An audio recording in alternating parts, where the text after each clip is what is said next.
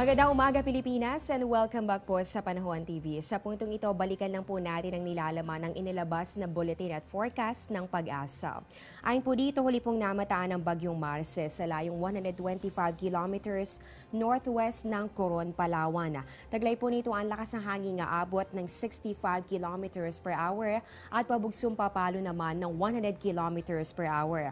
Inaasahan po natin ang pagkilos ng bagyo ay pa-northwest sa bilis na 15 kilometers per hour. At ayon po kay Pag-asa weather forecaster Lori de la Cruz na nakapanayan po natin kanina, posible po itong lumabas ng Philippine Area of Responsibility bukas ng umaga o kaya naman ay bukas ng hapon. Depende po yan sa magiging pagkilos nito sa mga susunod na oras. Ang maganda rin pong balita, sa ngayon po wala na pong nakataas na anumang tropical cyclone warning signal sa anumang bahagi ng ating bansa.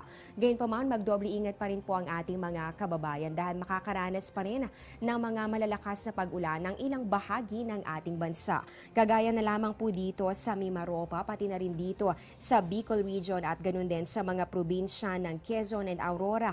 Inaasahan ng maulap na kalangitan na magdudulot ng katamtaman hanggang sa paminsan ng malalakas na pag-ulan. At ganun din may kasama po yung mga pagkidlat, pagkulog. Doble ingat po kayo dahil posibleng maranasan dito yung mga pagbaha o kaya naman ay pagguho ng lupa.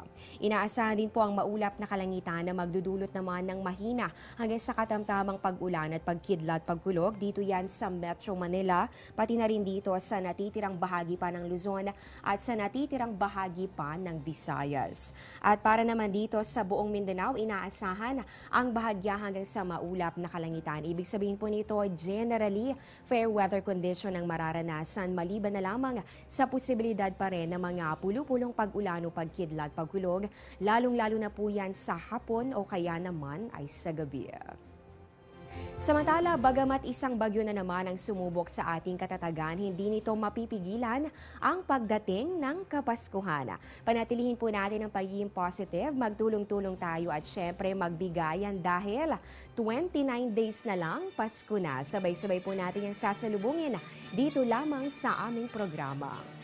Maraming salamat sa pagtutok ngayong umaga, live mula sa Pag-asa Weather and Flood Forecasting Center. Ito ang Panahon TV kung saan walang pinipiling panahon ang pagbibigay impormasyon. Nakasama niyo po ang inyong weather lover Amor La Rosa na nagsasabing ang taong handa at may nahon kayang lagpasan ang hamon ng panahon. Magandang umaga po sa inyong lahat at mag-ingat po kayo.